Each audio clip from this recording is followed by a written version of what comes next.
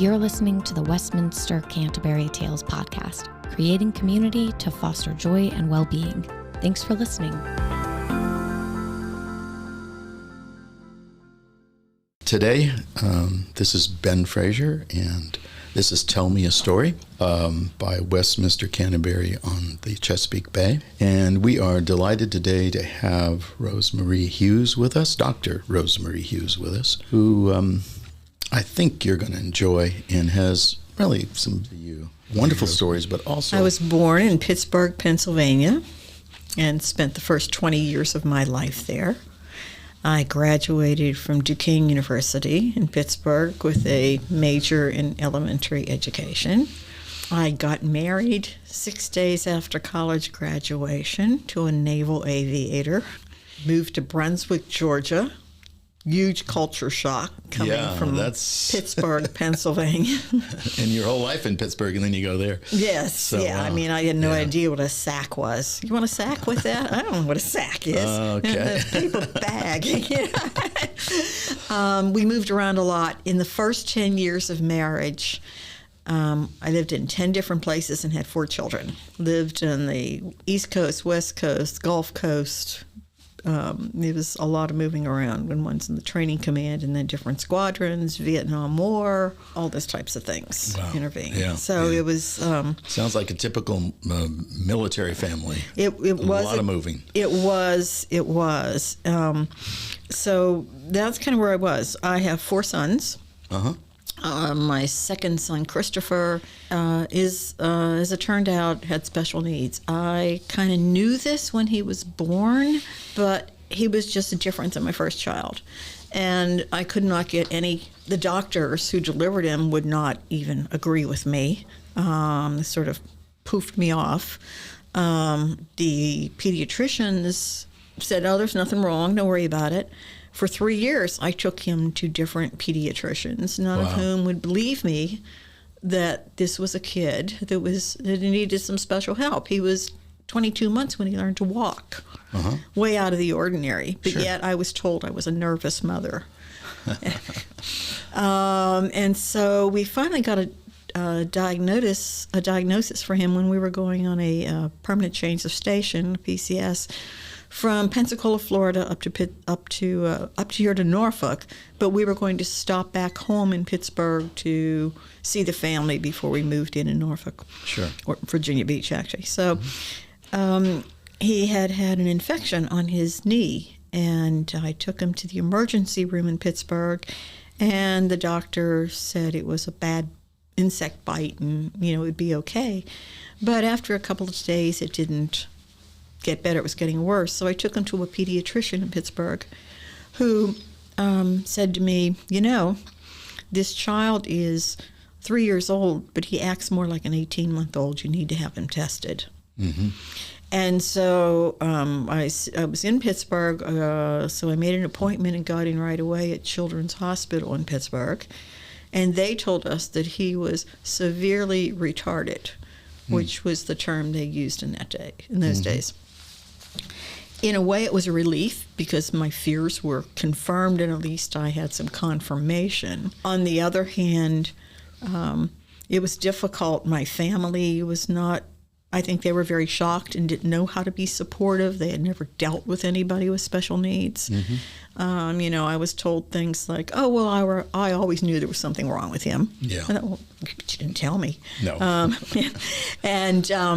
And then, I even had someone close to me say, well, we just won't use the word retarded, which, now I'm happy people don't use that word, but we're not going to talk about this. Mm-hmm. We're just not going to talk about it. Yeah.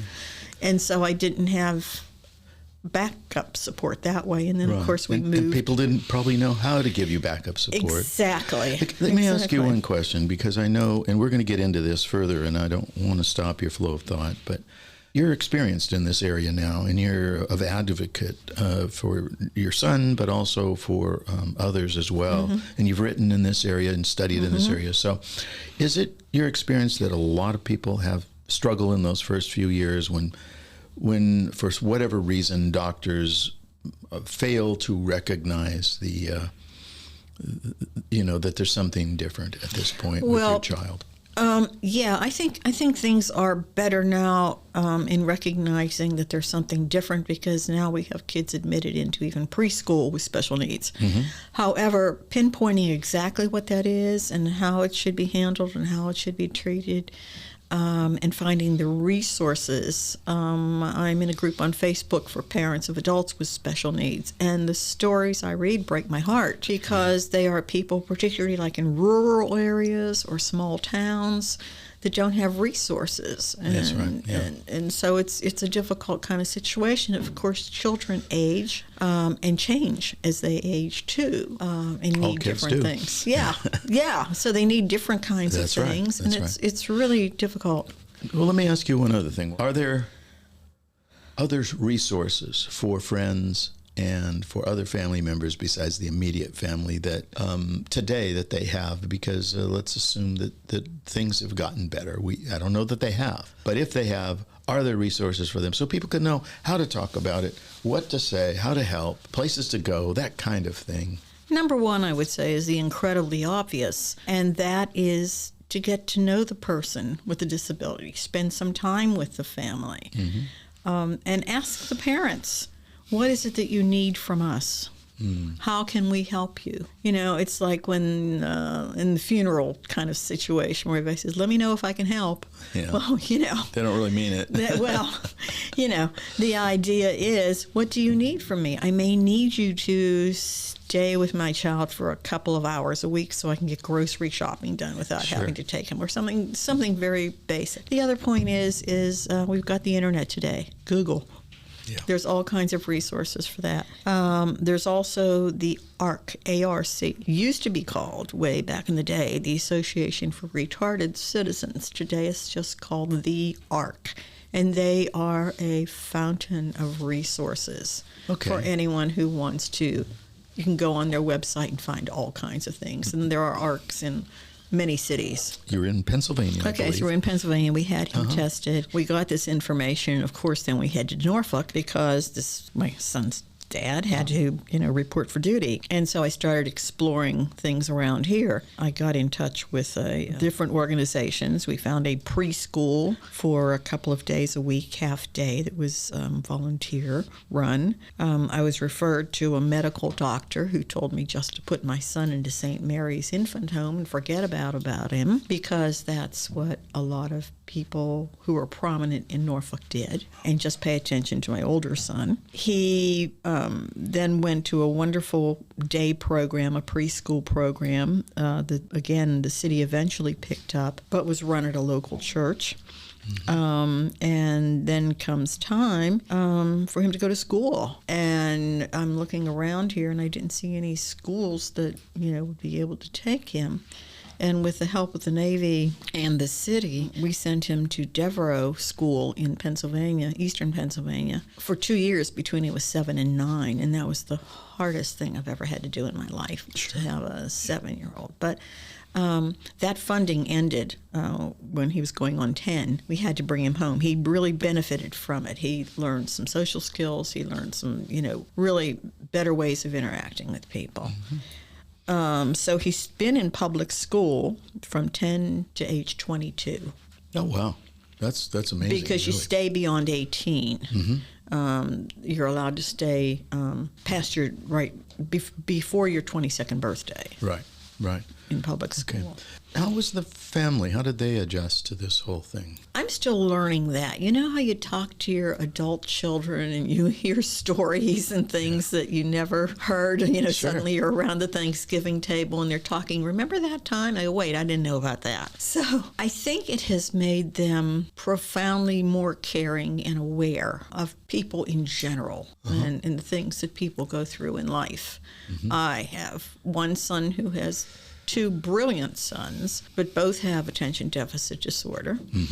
I have another son who has 2 sons, and the youngest, who is now 6, was born deaf.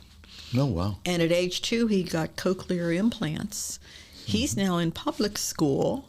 Wow. And he is the highest reader in his kindergarten classes. Wow, that's beautiful. So, special needs are Yeah. still very much a part of our lives Yeah. for all of us. So you're back here now in Norfolk, and he's in school, and your other kids are doing well.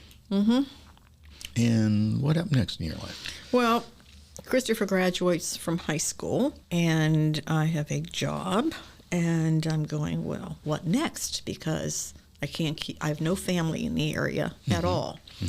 So I decided that I needed to find someplace that would be suitable for him to live and work and so forth. And at that time, the only option, and it looked like a good one at the time, was out in Zuni. They had a school called Zuni Presbyterian Training Center. And so it was really the old-fashioned type of thing. As you said, it wasn't quite institution, but it was, in a way, institution. But he was 4 years there, and then a community home opened up, and so that's where he was placed, and he's been in a community home ever since, living in the community. Oh, that's great. Yeah. Good. Yeah. This is permanent for most people. And he started out in one with 12 residents.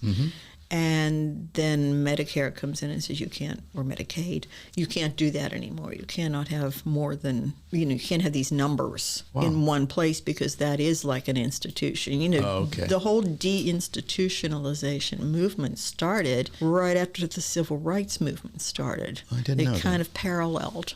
Okay. As they went along with more and more rights for people. Okay. And so they're saying, this, and the problem with deinstitutionalization is they did it too fast. They just closed things down, gave people a bus ticket to the next city, and said, here you go. That's not what deinstitutionalization meant. It meant you have to build up your community resources and serve people in their own communities. So then the city also came out with an ordinance that you could not have more than 5 unrelated people living in a house. And so he is now in a 4-bedroom home in a very nice neighborhood. He has 3 other adult men who live there also, and it's staffed 24/7. Oh, that's great. That's good. Now, let's take a look at the rest of your life. Among other things, you went back to school. I did. I decided after my last son, the 4th son, was in 1st grade, I thought, yippity-doo, I don't have to be at home at noon anymore for anybody for all my life. So I spent the first year kind of playing, Bible study, jazzercise, whatever I wanted to do. It was wonderful not to have to be home at noon every day. But then I started knowing I wanted more, and I decided that I really had been through so much with Christopher that I wanted to help other parents. I wanted to be a resource to other parents. And so not knowing what that was going to look like, I went back to school at what was then CBN University and got my master's in education, but with a focus on counseling. And I got a job with Norfolk Community Services Board. And I then decided I really wanted to teach at the university level. So then I went to Old Dominion University, and I got my doctorate from Old Dominion. And from there I worked in Norfolk schools for a time. And then I was offered a job at still CBN University, which eventually changed to Regent University. Right. And I spent 23 years at Regent University. Oh, wow. And 19 of them as the dean of the school, psychology and counseling. So you're now Dean Emeritus of the School of Psychology and Counseling. Yeah, now I can use the library. Yeah. And well, I've that's written... better than me.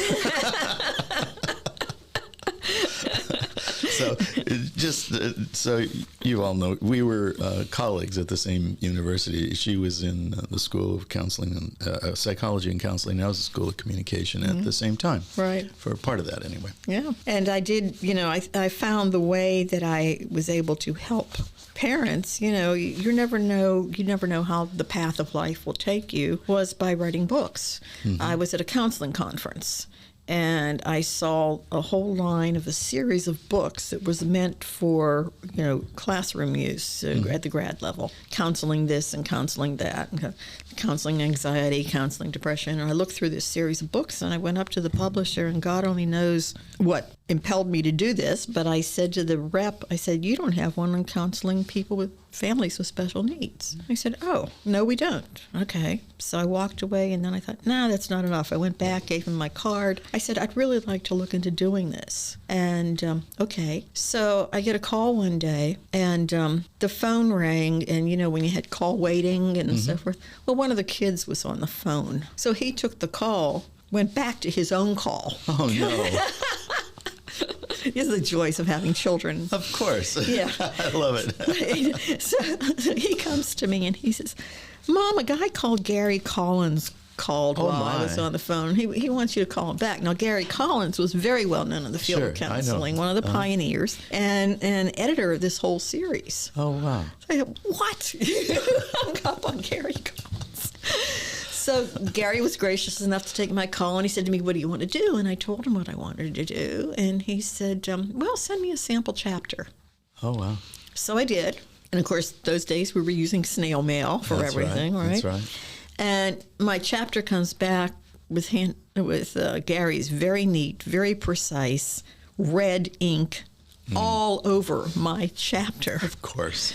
And I read it, and I thought, okay, he has done me a great favor. He's given me a writing course here. Yeah. So I rewrote it, sent it back, gave him outlines of the other chapters, and he said, "Go for it." So that was the first book I had published. Yeah. And I've published 2 others since in the field of special needs, and then one I published in collaboration with, at that time, guidance counselor director at Norfolk Public Schools for children on classroom exercises on peer relationships and decision-making, leadership kind of things that kids still need today. So you've got 4 books published and That's tons of articles. Yeah, I've done tons of articles and tons of presentations all over the world. So I really had a wonderful career.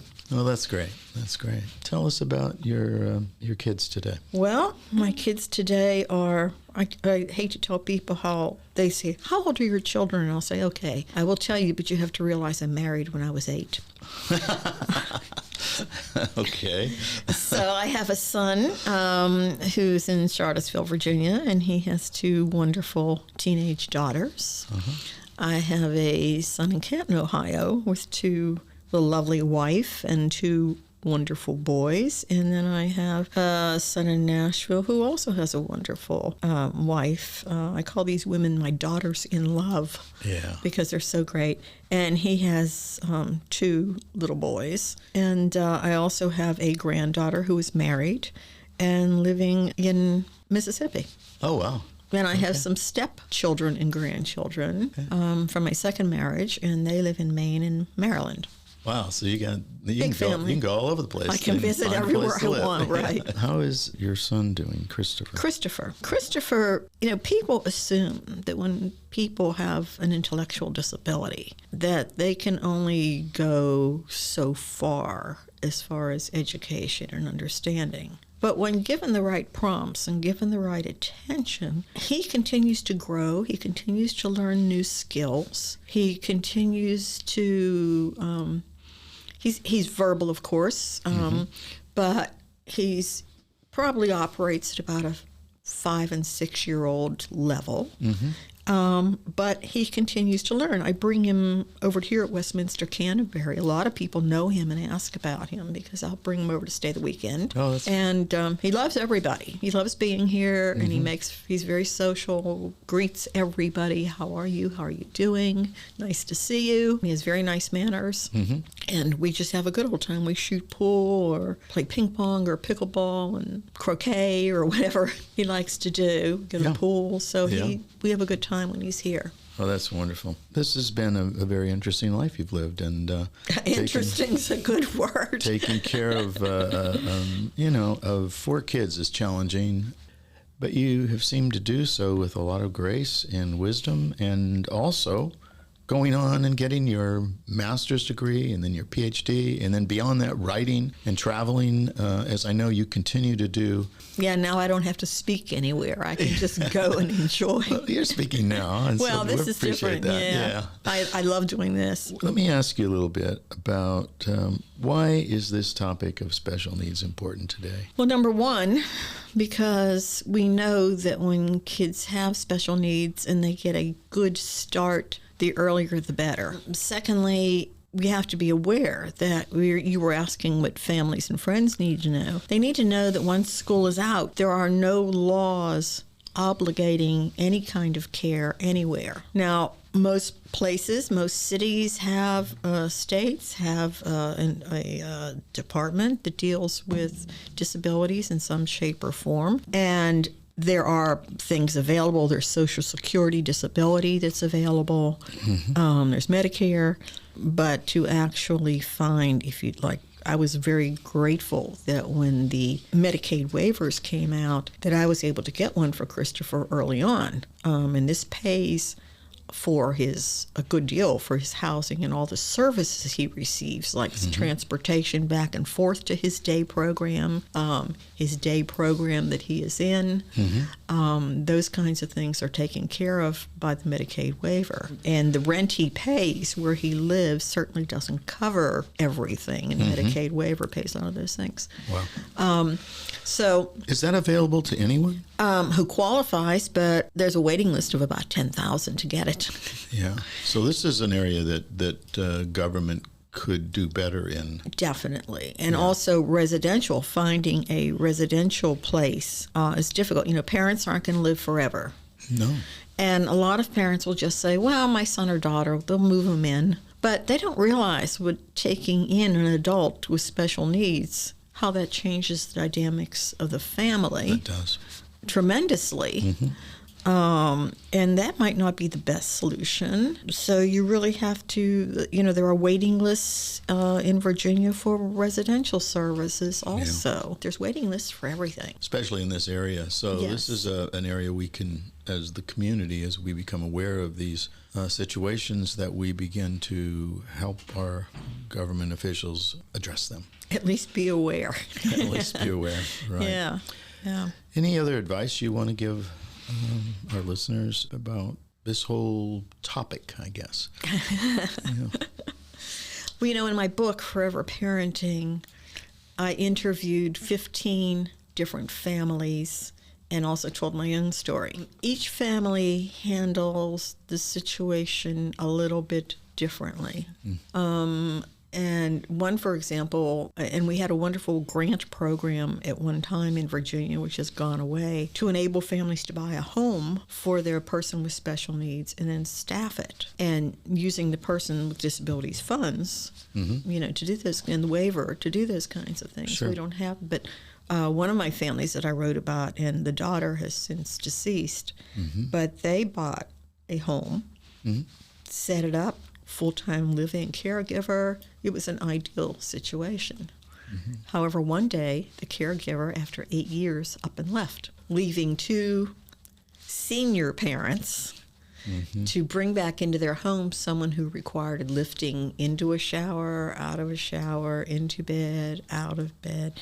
They actually had to bring someone in to open up the frames in the doorways in their houses, in some rooms to allow the wheelchair to go through. Yeah. And then eventually they found another person, but that was like a 3-month period in their lives, and they were exhausted when it was done. Yeah. So you think you have an ideal solution, and it can change at the drop of a hat. Yeah. So your book, the one you would recommend of all the 4 that you wrote, is Forever Parenting, The Voices of Families of Adults with Disabilities. It's the one still in print. There you go. Well, then that's the one you'd recommend. That's the one I'd recommend. And people who read it tell me it's very readable. Well, good. So I'm happy for that. Well, we are happy for you allowing us to interview you and for sharing your life and the life of your family with us, and we do nothing but have more respect and love for you. So, thank you, Ben. Thank you so much. I appreciate it. We hope you enjoyed this episode of the Westminster Canterbury Tales podcast. Thank you for listening.